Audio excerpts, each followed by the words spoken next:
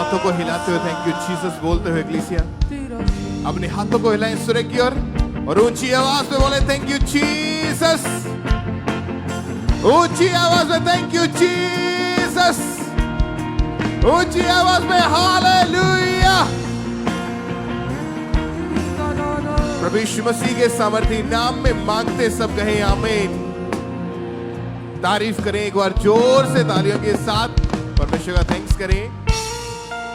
आइए सब अपने अपने स्थानों को ग्रहण करें, बैठ जाएं और टेस्टमनीज को, गवाहियों को, जो वीडियो टेस्टमनीज हैं कि लोगों के जीवन में परमेश्वर ने बड़े और अद्भुत काम किए, तो लोग अपनी गवाही दे रहे हैं कि परमेश्वर ने कैसे उनकी लाइफ में से बीमारियों को, शैतानी बंधनों को खत्म किया और एक नया जीवन परमेश्वर ने उनको दिया है। तो गवाहियां आपके फेथ को, आपके विश्वास को बढ़ाती हैं। कुछ ऐसे खुदा के काम जो आपको इन टेस्टमनीज से देखने को मिलते हैं कि परमेश्वर अपने बड़े हाथ से लोगों को कैसे बचा रहा है और चंगा कर रहा है। तो आइए इन टेस्टमनीज को हम देखते हैं।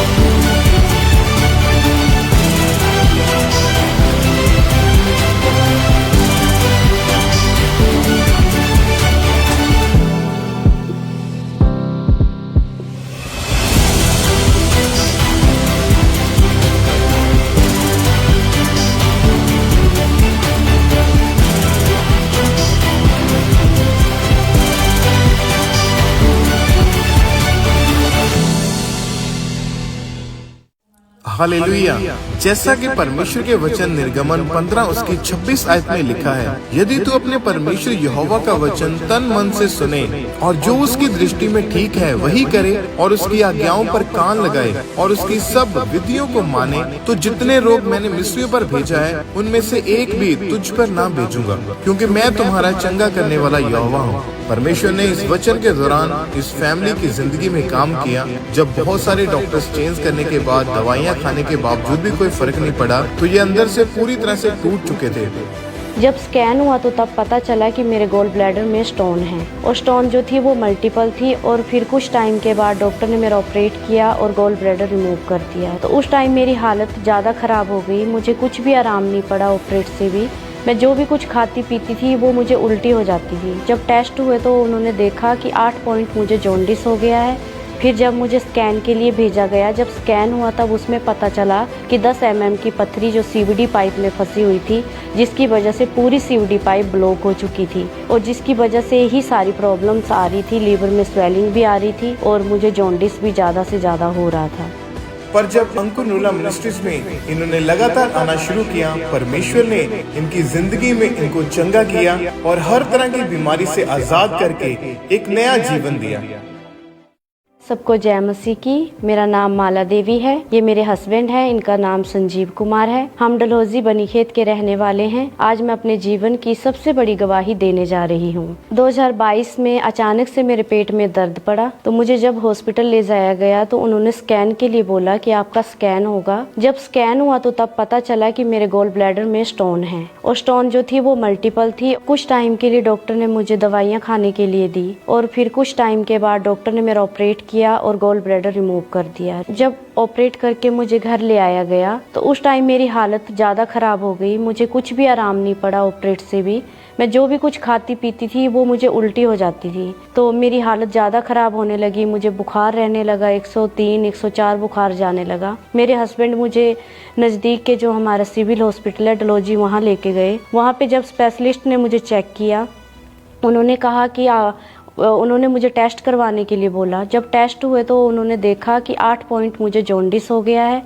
तो उन्होंने मुझे कहा कि आपका एक स्कैन होगा MRCP, क्योंकि आपको जॉन्डिस बड़ा ज़्यादा है। मुझे लग रहा है कि शायद आपके शरीर में पथरी का कोई टुकड़ा बच गया है। फिर जब मुझे स्कैन के लिए भेजा गया, जब स्कैन हुआ तब उसमें पता चला कि 10 mm की पथरी जो सीवीडी पाइप में फंसी हुई थी, जिसकी वजह से पूरी सीवीडी पाइप ब्लॉक हो चुकी थी और जिसकी वजह से ही सारी प्रॉब्लम्स आ रही थी। लीवर में स्वेलिंग भी आ रही थी और मुझे जॉन्डिस भी ज़्यादा से ज़्यादा हो रहा था। इस दौरान मेरी वाइफ की हालत ख़राब हो चुकी थी। ये ना चल सकते थे, ना उठ सकते थे अपनी मर्ज़ी से, इनको सहारा दे के चलना पड़ता था। फिर मैं अपनी वाइफ को पठानकोट प्राइवेट हॉस्पिटल में लेके गया, जहाँ पे उन्होंने डॉक्टर ने देखा कि इनका क्रिटिकल केस है। तो उन्होंने कहा कि क्या दिक्कत है। हमने बोला कि ऐसी ऐसी दिक्कत है। तो उन्होंने उसी वक्त आईसीयू में शिफ्ट कर लिया। जब इनको डॉक्टर ने आईसीयू में एडमिट कर लिया, उसके बाद फिर इनकी जो जॉन्डिस था वो बढ़ चुका था। तो डॉक्टर ने कहा कि दवाई आप खाइए। तो दवाई से भी कुछ भी आराम नहीं पड़ रहा था। तो इसी दौरान बहुत मुश्किल में था, मैं परेशान था। इसी दौरान मेरी जॉब पे भी इफ़ेक्ट पड़ रहा था। काफ़ी ज़्यादा छुट्टी हो चुकी थी, उसमें मेरी जो फाइनेंशियली दिक्कत आ रही थी। जब डॉक्टर ने इनकी हालत को देखते हुए कहा कि इनकी हालत बहुत ही नाजुक है, तो आप एक काम करो, आप पीजीआई चंडीगढ़ चले जाओ। तो हमारे पास इतना जो भी फाइनेंस था वो हमने ऐसे ही खर्चा हो गया था। तो इसी चक्कर में हम वहाँ पे नहीं जा पाए। फिर मैं अपनी वाइफ को घर पे लेकर आ गया। घर पे लेकर आने के बाद इनका देखभाल किया। इनको वॉशरूम जाने में भी दिक्कत होती थी और टॉयलेट जाने में भी दिक्कत होती, उनको साथ में लेके जाना पड़ता था। ये टोटली बेड पे थे, कोई भी घर का काम नहीं हो पाता था। घर का काम मैं करता था और जो छोटे छोटे मेरे 2 बच्चे थे वो संभालते थे। इसी कारण बहुत मुश्किल होती थी। सारा काम, घर का काम जो बोझ था वो मुझ पे आ गया था।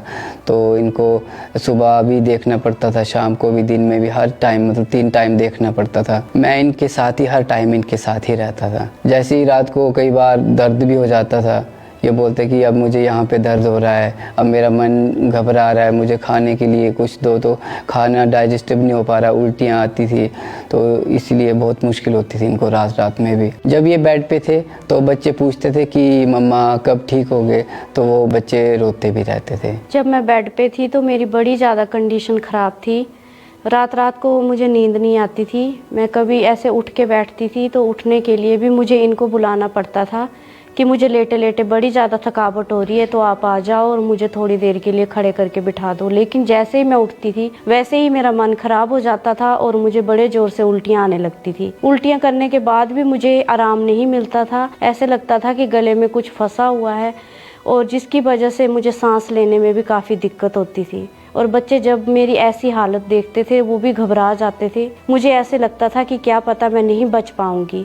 मेरी कंडीशन बहुत ही ज़्यादा ख़राब होती जा रही थी दिन प्रतिदिन। मन में मेरे बड़े बुरे ख्याल आते थे कि कहीं मुझे कुछ हो गया तो मेरी छोटी वाली बेटी अभी तक 3 साल की है, तो उसे कौन देखेगा, उसे कौन संभालेगा। तो मुझे काफ़ी परेशानी होती थी। बड़ी वाली बेटी मेरी अच्छे से स्कूल भी नहीं जा पा रही थी, ना उसकी पढ़ाई हो रही थी। तो मुझे दोनों बच्चों को लेके काफ़ी ज़्यादा चिंता हो रही थी। ऊपर से ना मैं कुछ खा पाती थी ना पी पाती थी। ग्लूकोज वाला पानी अगर ORS वाला थोड़ा सा पी ले तो वो भी उल्टी हो जाता था थोड़े टाइम बाद, और मुझे पीली उल्टियाँ होती थी। मेरी हालत इतनी ज़्यादा ख़राब थी कि जब भी मेरे रिश्तेदार, मेरे आस पड़ोस वाले मेरा पता पूछने के लिए आते थे तो उनको लगता नहीं था कि मैं बच पाऊंगी। लेकिन इस दौरान भी हमारा विश्वास परमेश्वर पर था, क्योंकि हम 2018 से ही अंकुरम मिनिस्ट्री के साथ जुड़े हुए थे और इसी के साथ मैंने पहले से ही परमेश्वर के भवन में बहुत सी गवाहियों को सुना हुआ था। इन टेस्टमनी के दौरान मेरा विश्वास परमेश्वर पर मजबूत था और मुझे परमेश्वर पर भरोसा था कि परमेश्वर मुझे भी जिंदा गवाही के साथ खड़ा करेगा। इस दौरान मेरे परिवार वालों ने मेरी प्रेयर रिक्वेस्ट को ANM हॉस्पिटल प्रेयर लाइन पर भेजा था। फिर 13 अक्टूबर 2024 को परमेश्वर के दास ने मेरे ऊपर जूम ऐप के माध्यम से ले हैंड प्रेयर की। मुझे छूले छूले छूले तू, मुझे छूले छूले छूले तू, मुझे छूले छूले छूले तू। जब वो ले हैंड प्रेयर मेरे ऊपर हुई, मुझे मेरे शरीर में ताकत सी महसूस हुई। मुझे ऐसे लगा कि जैसे कि मेरा शरीर एकदम से हल्का हो गया है और मुझे बड़ी ज़्यादा मतलब एक खुशी जैसी महसूस हो रही थी, और खुशी जैसी महसूस हो रही थी तो मैंने अपने आप को चेक किया। मुझे लगा पता नहीं कैसे मेरे शरीर में ऐसी ताकत जैसी आ गई है, और उस टाइम पे मैं बड़ी ज़्यादा खुश थी कि पता नहीं ना जाने कैसी एक अजीब सी ताकत मैं अपने शरीर में महसूस कर रही थी, और मेरा शरीर एकदम से हल्का हो गया था। और मैंने सबसे पहले अपने आप को बेड से उतर के चेक किया। मैंने बोला मैं पहले बेड से उतर के चेक करूंगी अपने आप को। तो मैं एकदम से खुद से उठी और अब बेड से उतरी और अच्छे से अपने आप को चेक किया, और सबसे पहले किचन में गई। किचन में जाके थोड़ा सा काम किया, पर मुझे कोई थकावट नहीं हुई, और थकावट ना होने के कारण मैंने फिर खाना भी खाया, जो कि मुझे अच्छे से उस दिन डाइजेस्ट हुआ। मुझे कोई भी प्रॉब्लम अपने शरीर में फील नहीं हुई। उस प्रेयर के बाद जब मैंने अपने सारे टेस्ट करवाए, स्कैन करवाया, तो उसमें मेरी सारी रिपोर्टें नॉर्मल आई। ना मेरे रिपोर्ट में कोई पत्थरी आई, ना कोई जॉन्डिस आया, और ना ही कोई इन्फेक्शन आया। और जब मैंने ये सब कुछ देखा तो सच में मैं बड़ी ज़्यादा खुश थी कि सचमुच में परमेश्वर ने मुझे जो है हील किया है। परमेश्वर ने अपने दास के द्वारा मुझे हील किया है, और अब मैं बिल्कुल पूरी तरह से ठीक हूँ। अपने घर का खुद का काम खुद ही करती हूँ सारा। जो रिश्तेदार मुझे बोलते थे कि अब तो ये कुछ काम नहीं कर पाएगी क्योंकि इसके जो ऑपरेट हुए हैं तो अब ये उठ भी नहीं पाएगी, लेकिन परमेश्वर ने मुझे 3 महीने में ही खड़ा करके जॉब के साथ ब्लेस किया। अब मैं स्कूल में अच्छी रीति से जॉब करती हूँ, अपने बच्चों को भी संभालती हूँ, अपने घर का काम भी करती हूँ। अब मेरी वाइफ बिल्कुल ठीक है, बिल्कुल खुद से खाती है, खुद से पीती है, खुद से चलती है। इस दौरान जो मैंने कर्जा लिया था इनकी इलाज के लिए, वो भी परमेश्वर ने ख़त्म कर दिया। अब मैं अपने परिवार में बहुत खुश हूँ, और घूमने भी जाते हैं, और बच्चे भी बहुत से खुश हैं। जो लोग आज भी बीमार हैं, हॉस्पिटल में हैं, और जिनके बचने की कोई भी उम्मीद नहीं है, मैं उन्हें सिर्फ यही कहना चाहती हूँ कि वो परमेश्वर पर भरोसा रखें और जीवित चर्च का हिस्सा बना रहे। और जिस तरह से परमेश्वर ने मेरी ज़िंदगी में कार्य किया, परमेश्वर सबकी ज़िंदगी में कार्य करेंगे।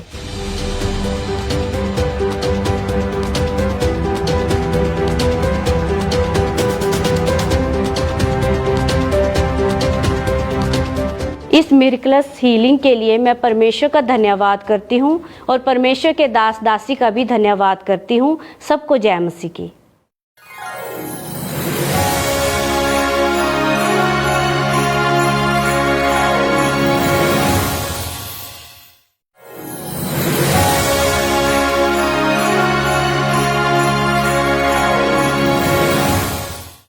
आप जानते हैं कि परमेश्वर के लिए कोई भी काम करना कठिन नहीं है। हमारा परमेश्वर जो जीवित परमेश्वर है, वो अपने जीवित वचन के अनुसार लोगों की जिंदगी में बड़े और अद्भुत काम करता है। आप जानते हैं कि परमेश्वर ने एक परिवार को एक बड़ी शर्मिंदगी से बाहर निकाल के उनको एक आनंद से भरा हुआ और दुगनी आशीष वाला जीवन दिया है। तो आइए सुनते हैं इनकी इस अमेजिंग टेस्टमनी को, और ये गवाही आपके फेथ को बढ़ाएगी यीशु मसीह के नाम में। ਸਾਰਿਆਂ ਨੂੰ ਜੈ ਮਸੀਹ ਦੀ। ਮੇਰਾ ਨਾਮ ਚਿੰਕੀ ਆ ਤੇ ਇਹ ਮੇਰੇ ਹਸਬੰਡ ਜਤਿੰਦਰ ਨੇ। ਅਸੀਂ ਬਟਾਲਾ ਸ਼ਹਿਰ ਦੇ ਰਹਿਣ ਵਾਲੇ ਆ। ਅੱਜ ਮੈਂ ਆਪਣੇ ਜੀਵਨ ਦੀ ਬਹੁਤ ਵੱਡੀ ਗਵਾਹੀ ਨੂੰ ਦੇਣ ਜਾ ਰਹੀ ਹਾਂ ਕਿ ਕਿਸ ਤਰ੍ਹਾਂ ਖੁਦਾਵੰਦ ਪ੍ਰਭੂ ਯੀਸ਼ੂ ਮਸੀਹ ਨੇ ਮੈਨੂੰ ਬੇਬੀ ਬॉय ਦੇ ਨਾਲ ਬਲੈਸ ਕੀਤਾ। 2016 ਦੇ ਵਿੱਚ ਸਾਡੀ ਮੈਰਿਜ ਹੋਈ। ਅਸੀਂ ਆਪਣੀ ਮੈਰਿਜ ਲਾਈਫ ਦੇ ਵਿੱਚ ਖੁਸ਼ ਸੀ। ਉਸ ਤੋਂ ਬਾਅਦ ਮੇਰੇ 2 ਬੇਟੀਆਂ ਹੋਈਆਂ। ਅਸੀਂ ਆਪਣੀ ਬੇਟੀਆਂ ਦੇ ਨਾਲ ਖੁਸ਼ ਸੀ। ਮੇਰੇ ਮਨ ਦੀ ਇੱਛਾ ਸੀ ਕਿ ਸਾਡੇ ਘਰ ਇੱਕ ਬੇਟਾ ਹੋ ਜਾਏ, ਜਿਹਦੇ ਨਾਲ ਕਿ ਸਾਡਾ ਪਰਿਵਾਰ ਕੰਪਲੀਟ ਹੋ ਜਾਏ। ਉਸ ਤੋਂ ਬਾਅਦ ਜਦੋਂ ਮੈਂ ਤੇ ਮੇਰੇ ਹਸਬੰਡ ਨੇ 3rd ਟਾਈਮ ਬੇਬੀ ਪਲਾਨ ਕੀਤਾ ਤੇ ਫਰਵਰੀ 2023 ਦੇ ਵਿੱਚ ਮੈਂ 3rd ਟਾਈਮ ਪ੍ਰੈਗਨੈਂਟ ਹੋਈ। ਪ੍ਰੈਗਨੈਂਸੀ ਦੇ ਕੁਝ ਦਿਨ ਤਾਂ ਮੇਰੇ ਸਹੀ ਗਏ, ਪਰ ਉਸ ਤੋਂ ਬਾਅਦ ਕੁਝ ਦਿਨਾਂ ਬਾਅਦ ਹੀ ਮੈਨੂੰ ਇੱਕ ਸੁਪਨਾ ਆਇਆ ਕਿ ਜਿਹਦੇ ਵਿੱਚ ਇੱਕ ਜੈਂਟਸ ਮੈਨੂੰ ਗਲਿਆ ਹੋਇਆ ਫਰੂਟ ਦੇ ਕੇ ਜਾਂਦਾ ਵਾ ਤੇ ਮੈਂ ਉਹ ਫਰੂਟ ਨੂੰ ਖਾ ਲੈਂਦੀ। ਉਸ ਤੋਂ ਬਾਅਦ ਜਦੋਂ ਉਸ ਸੁਪਨੇ ਤੋਂ ਬਾਅਦ ਮੈਂ ਸਵੇਰੇ ਉੱਠੀ ਤੇ ਮੈਂ ਦੇਖਿਆ ਤੇ ਮੈਨੂੰ ਬਲੀਡਿੰਗ ਸਟਾਰਟ ਹੋ ਗਈ ਤੇ ਮੇਰਾ ਮਿਸਕੈਰੇਜ ਹੋ ਗਿਆ। ਉਸ ਤੋਂ ਬਾਅਦ ਜਦੋਂ ਕੁਝ ਸਮਾਂ ਪਾ ਕੇ ਮੈਂ ਤੇ ਮੇਰੇ ਹਸਬੰਡ ਨੇ ਫਿਰ ਬੇਬੀ ਦੇ ਲਈ ਪਲਾਨ ਕੀਤਾ ਤੇ ਜੂਨ 2023 ਦੇ ਵਿੱਚ ਮੈਂ 4th ਟਾਈਮ ਪ੍ਰੈਗਨੈਂਟ ਹੋਈ। ਇਸ ਵਾਰ ਮੈਂ ਆਪਣਾ ਧਿਆਨ ਵੀ ਰੱਖ ਰਹੀ ਸੀ ਕਿ ਚਲੋ ਉਹ ਚੀਜ਼ ਮੇਰੇ ਨਾਲ ਦੁਬਾਰਾ ਨਾ ਹੋਵੇ, ਤੇ ਪਰ ਫਿਰ ਉਸ ਡ੍ਰੀਮ ਮੈਨੂੰ ਦੁਬਾਰਾ ਤੋਂ ਆਂਦਾ। ਮੈਂ ਸੁਪਨੇ ਵਿੱਚ ਦੇਖਦੀ ਹਾਂ ਕਿ ਕਿਸ ਤਰ੍ਹਾਂ ਮੈਂ ਇੱਕ ਗੰਦਾ ਪਾਣੀ ਦੇਖ ਰਹੀ ਹਾਂ ਤੇ ਉਸ ਪਾਣੀ ਦੇ ਵਿੱਚ ਜਦੋਂ ਮੈਂ ਡੁਬਕੀ ਲਗਾਈ ਤੇ ਬਾਹਰ ਆਈ ਤੇ ਸਵੇਰ ਨੂੰ ਮੈਂ ਫਿਰ ਤੋਂ ਦੇਖਿਆ ਤੇ ਫਿਰ ਤੋਂ ਮੇਰਾ ਮਿਸਕੈਰੇਜ ਹੋ ਗਿਆ।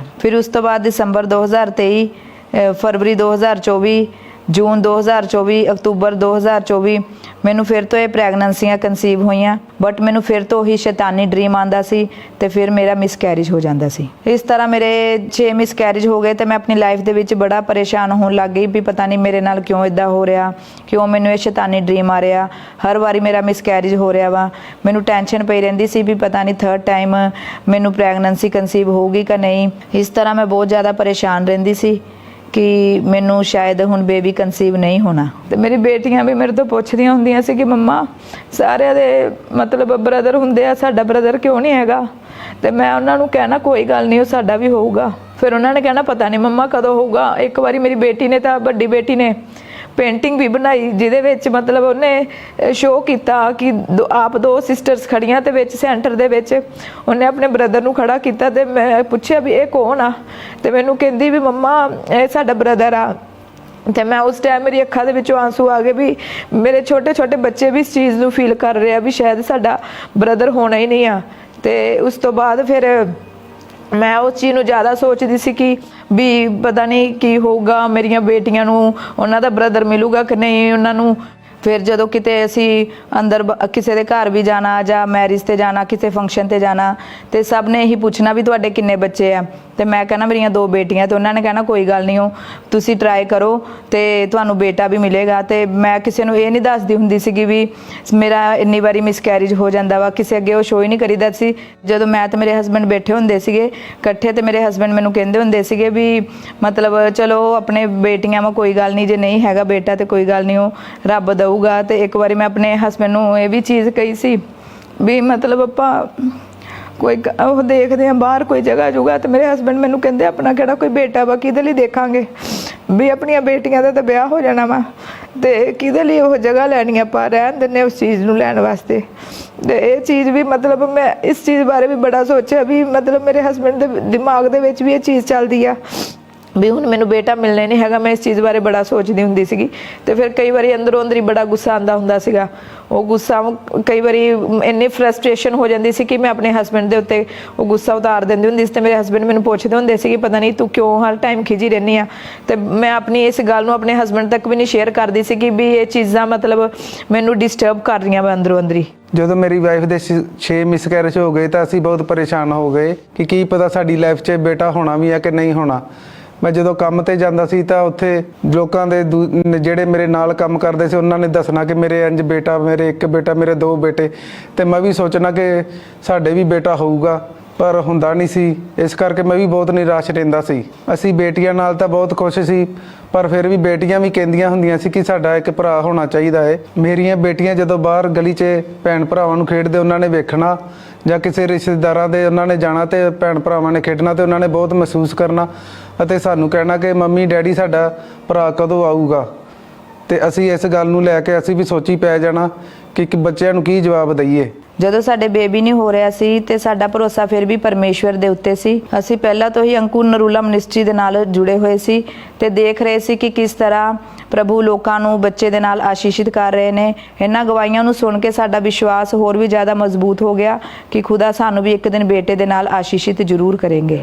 ਅਸੀਂ ਪ੍ਰਭੂ ਦੇ ਦਾਸ ਦੇ ਮੂੰਹੋਂ ਜਦੋਂ ਪ੍ਰਭੂ ਦੇ ਵਚਨਾਂ ਨੂੰ ਸੁਣਦੇ ਸੀ ਕਿ ਤੁਸੀਂ ਪਰਮੇਸ਼ਵਰ ਦੇ ਉੱਤੇ ਭਰੋਸਾ ਰੱਖੋ ਤੇ ਖੁਦਾ ਤੁਹਾਡੇ ਮਨ ਦੀਆਂ ਇੱਛਾ ਨੂੰ ਜ਼ਰੂਰ ਪੂਰਾ ਕਰੇਗਾ, ਤੇ ਅਸੀਂ ਉਸ ਚੀਜ਼ ਨੂੰ ਆਪਣੇ ਲਈ ਵੀ ਰਿਸੀਵ ਕਰਦੇ ਹੁੰਦੇ ਸੀ। ਫਿਰ ਉਸ ਤੋਂ ਬਾਅਦ 9 ਮਾਰਚ 2025 ਨੂੰ ਮੈਂ ਖਾਂਬਰਾ ਚਰਚ ਦੀ ਬ੍ਰਾਂਚ ਬਟਾਲਾ ਬ੍ਰਾਂਚ ਦੇ ਵਿੱਚ ਬੈਠੀ ਸੀ ਤੇ ਖੁਦਾ ਦੇ ਦਾਸ ਨੇ ਪ੍ਰੇਅਰ ਕੀਤੀ ਤੇ ਮੈਂ ਉਸ ਪ੍ਰੇਅਰ ਨੂੰ ਆਪਣੇ ਲਈ ਰਿਸੀਵ ਕੀਤਾ।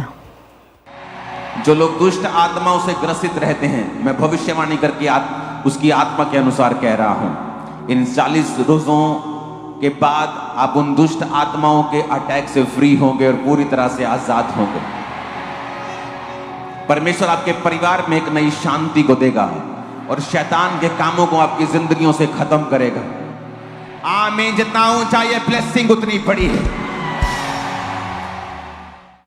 ਉਸ ਪ੍ਰਾਰਥਨਾ ਨੂੰ ਰਿਸੀਵ ਕਰਨ ਤੋਂ ਬਾਅਦ ਮੇਰੇ ਪੇਟ ਦੇ ਵਿੱਚ ਕੁਝ ਹੋਇਆ ਜਿੱਦਾਂ ਮੈਨੂੰ ਕਿਸੇ ਨੇ ਟੱਚ ਕੀਤਾ ਹੋਵੇ ਤੇ ਮੇਰੇ ਕੰਨ ਦੇ ਵਿੱਚ ਇੱਕ ਆਵਾਜ਼ ਆਈ ਕਿ ਹੁਣ ਮੈਂ ਤੈਨੂੰ ਬੇਟਾ ਦੇਣ ਜਾ ਰਿਹਾ ਹਾਂ, ਉਹਦਾ ਨਾਮ ਤੂੰ ਯਿਰਮੀਆ ਰੱਖਣਾ। ਤੇ ਜਦੋਂ ਮੈਂ ਉਸ ਆਵਾਜ਼ ਨੂੰ ਸੁਣਿਆ ਤੇ ਮੈਂ ਸੋਚਿਆ ਕਿ ਖੁਦਾ ਇਹ ਸੱਚਮੁੱਚ ਤੇਰੀ ਹੀ ਆਵਾਜ਼ ਆ।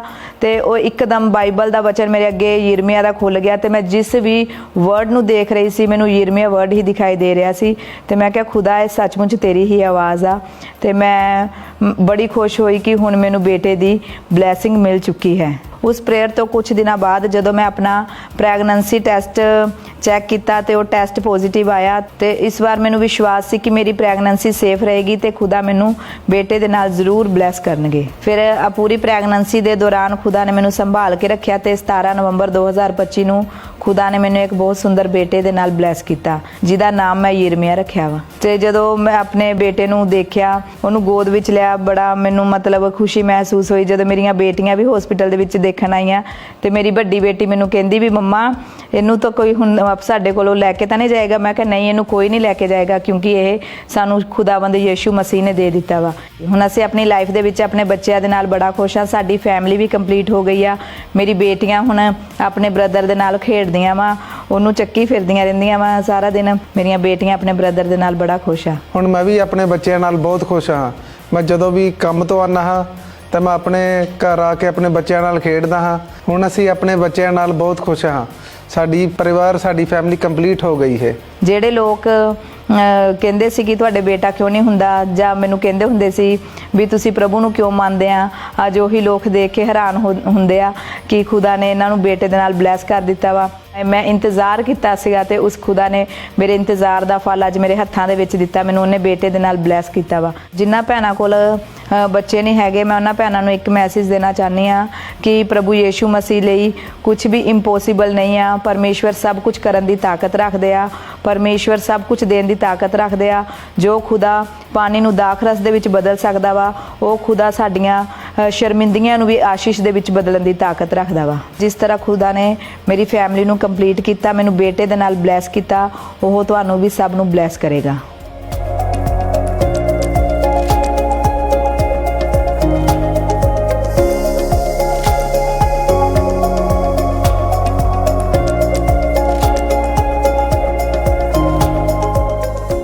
ਇਸ ਵੱਡੀ ਬਲੈਸਿੰਗ ਦੇ ਲਈ ਅਸੀਂ ਖੁਦਾ ਦਾ ਧੰਨਵਾਦ ਕਰਦੇ ਹਾਂ। ਖੁਦਾ ਦੇ ਦਾਸ ਦਾਸੀ ਦਾ ਧੰਨਵਾਦ ਕਰਦੇ ਹਾਂ। ਸਾਰਿਆਂ ਨੂੰ ਜੈ ਮਸੀਹ ਦੀ। Hallelujah, thank you Jesus.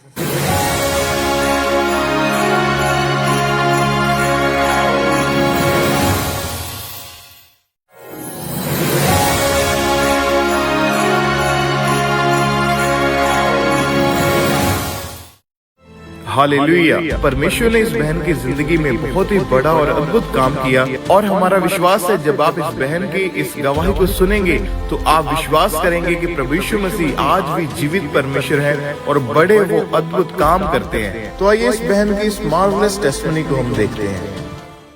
सभी को जय मसीह की। मेरा नाम प्रियंका है। मैं मुंबई की रहने वाली हूँ। मैं अपने जीवन की सबसे बड़ी गवाही देने जा रही हूँ। 2005 की बात है। मैं 9th क्लास में पढ़ती थी। मेरी जो फ्रेंड सर्कल थी वो नशा करते थे तो वो मेरे को फोर्स करते थे कि थोड़ा तू भी नशा करके देख। जब मैंने अपने फ्रेंड के साथ पहली बार गुटखे का नशा किया तो मुझे बहुत अच्छा लगा। फिर मैं उनसे मांग के नशा करने लगी। मेरे मुँह में हमेशा गुटखा रहता था। मैं मुंह में भर के गुटखा फिर सारा घर का काम करती थी। मैंने इसके साथ साथ और भी नशा शुरू कर दिए जैसे तंबाकू खाना, पान खाना, सिगरेट पीना और बीड़ी भी पीना और बियर भी पीती थी। तो मेरे ऐसे लत बढ़ते गए। मेरे को खाना ना मिले चलेगा लेकिन मेरे को नशा जरूर चाहिए। तो मेरी सुबह की शुरुआत मेरे नशा से ही होती थी। पहले तो मैं अपने घर वालों का चोरी से नशा करती थी। फिर वो बच्चे लोग छोटे छोटे बच्चे लोग देखे तो फिर मेरे मम्मी से पापा से बोले। फिर मेरे मम्मी पापा मतलब दबाव डाले कि ऐसा क्यों कर रही है। बहुत समझाए पर मैं नहीं समझी। फिर मेरे घर वालों को पता चल गया। फिर मेरा डर निकल गया। फिर मैं सबके सामने नशा करने लगे। फिर पापा बहुत डांटते थे, भाई भी बहुत डांटते थे। यहाँ तक मेरे भाई मुझे मारे भी थे कि नशा तू छोड़ दे, पर मेरा नशा नहीं छूटा। फिर मेरे आस पड़ोस को पता चला, नात रिश्तेदार को पता चला मेरे नशा के बारे में। फिर बोलते थे मेरे मम्मी पापा से कि इसकी शादी कैसे होगी। मजाक उड़ाते थे और भला बुरा भी बोलते थे लेकिन मुझे कोई फ़र्क नहीं पड़ता था क्योंकि मैं नशा करती थी तो मुझे वही सब अच्छा लगता था। फिर उसके बाद 2014 में मेरे मम्मी पापा ने शादी कर दी है कि इसका नशा छूट जाएगा, हो सकता है इसकी शादी हो जाए तो नशा छूट जाएगा। तो शादी के बाद भी मेरा नशा नहीं छूटा। फिर जब मेरी शादी हुई तो फिर मैं वहाँ पे भी चुपके चुपके से नशा करती थी। तो फिर मेरा नशा मतलब उनको पता चल गया, फिर उनके सामने भी मैं ओपन नशा करने लगी। मेरे हस्बैंड को भी पता चला, तो वो मुझे बहुत समझाने की कोशिश किए, तो फिर मैं नहीं समझी। तो मेरे पति से लड़ाई झगड़ा करना और फिर हाथ उठाना मतलब पति के ऊपर, और वो भी मेरे ऊपर हाथ उठाते थे। तो एक दूसरे से बहुत लड़ते थे, झगड़ते थे। तो यहाँ तक बात पहुँच गई। फिर मेरे हस्बैंड बोले कि तुम्हारी लड़की मेरे से बहुत झगड़ा करती है, मेरी बात नहीं सुनती है। तो उन्होंने ले आके मेरे घर पे छोड़ दिया, मेरे मम्मी के घर पे छोड़ दिया। फिर बोले कि मैं तुम्हारी लड़की को नहीं रखना चाहता हूँ, मैं इसको नहीं रखूँगा। फिर डिवोर्स की बात करने लगे। यहाँ तक मेरे घर पे डिवोर्स का पेपर मतलब भेज दिए थे। कुछ दिन के बाद फिर मैं मेरे ससुराल वाले से माफ़ी मांगी कि मैं अब नशा नहीं करूँगी। तो फिर उनसे माफ़ी मांगना, फिर मुझे यहाँ से लेके गए। तो फिर मेरी तलब ऐसे लगती थी कि मैं नहीं रह पाती थी। तो फिर मैं मतलब फिर से वही नशा करने लगती थी। इस दौरान मेरी ज़िंदगी चलती रही और मेरी नशा की बहुत लत लग चुकी थी, और मैं नशा तो छोड़ना चाहती थी पर नशा छोड़ नहीं पाती। मैं सोचती रहती थी दिन भर। फिर मैं उसके कारण मैं डिप्रेशन में चली गई। फिर डिप्रेशन में जाने के कारण मेरा और लड़ाई झगड़ा घर में बढ़ गया, और फिर मैं सामान को तोड़ती थी, फोड़ती थी। यहाँ तक कि मैं मेरे पति का भी मोबाइल उसको तोड़ के एकदम कूच के उसको मैंने फेंक दिया। मैं अपना भी मोबाइल 2-3 मोबाइल तोड़ दिया। मैं ऐसे घर में तोड़ फोड़ करती थी, कहीं टीवी फोड़ देना। मैं अपने आप को हानि पहुंचाने की कोशिश करती थी, अपने आप को बहुत मारती थी, बहुत पीटती थी, अपने खुद को ही। और बाल अपने हाथ से अपने बाल को ही नोचती थी कि मतलब ऐसे पूरा बाल काट देती थी। और कैंची से छोटा छोटा कि मतलब अपने आप को गंजा भी करने की कोशिश करती थी कि मैं बाहर ना निकलूं। ऐसे मुझे अपने आप से बहुत चिढ़ हो गया था। नशे की वजह से मेरे को मेंटली अटैक होने शुरू हो गए थे। मतलब इस तरह से हो गई थी कि मैं अपने आप को एकदम पागल की तरह हो गई थी। फिर उस दौरान मेरे हस्बैंड मेंटल हॉस्पिटल में लेके गए और डॉक्टर के पास मुझे बैठाए, और फिर मेरे को 1 से 1.5 घंटा मेरे पास उनसे काउंसलिंग हुई।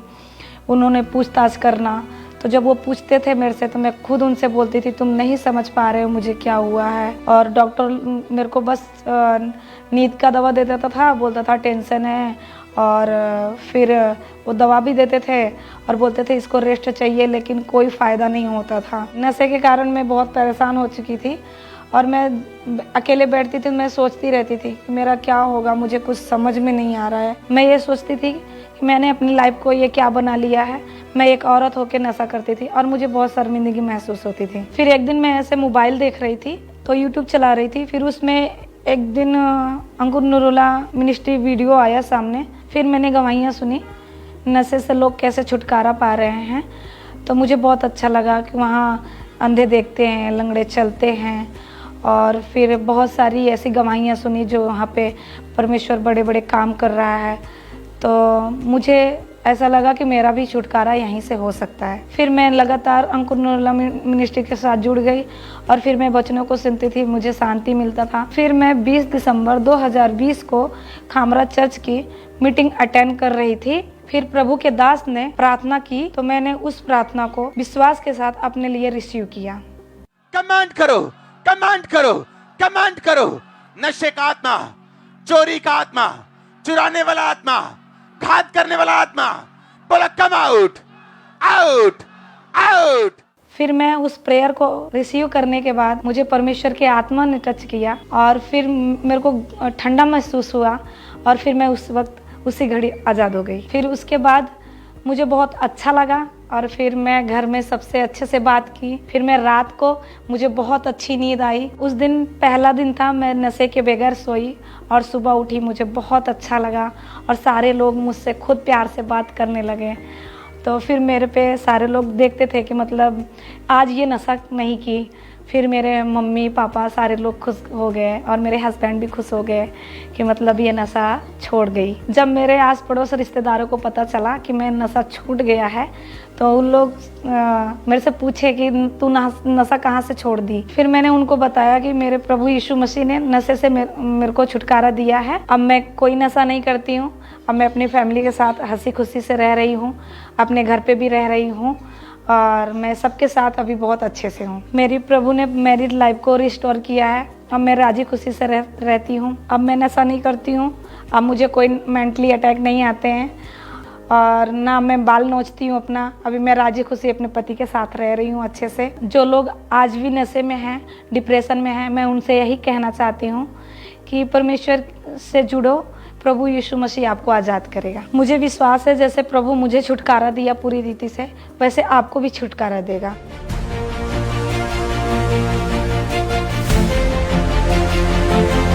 मैं इस बड़े छुटकारे के लिए और नई लाइफ के लिए प्रभु यीशु मसीह का धन्यवाद करती हूँ और परमेश्वर के दास दासी का धन्यवाद करती हूँ। सभी को जय मसीह की। ऊंची आवाज में बोले हालेलुया। एक बार जोर से तालियों के साथ परमेश्वर का थैंक्स करें।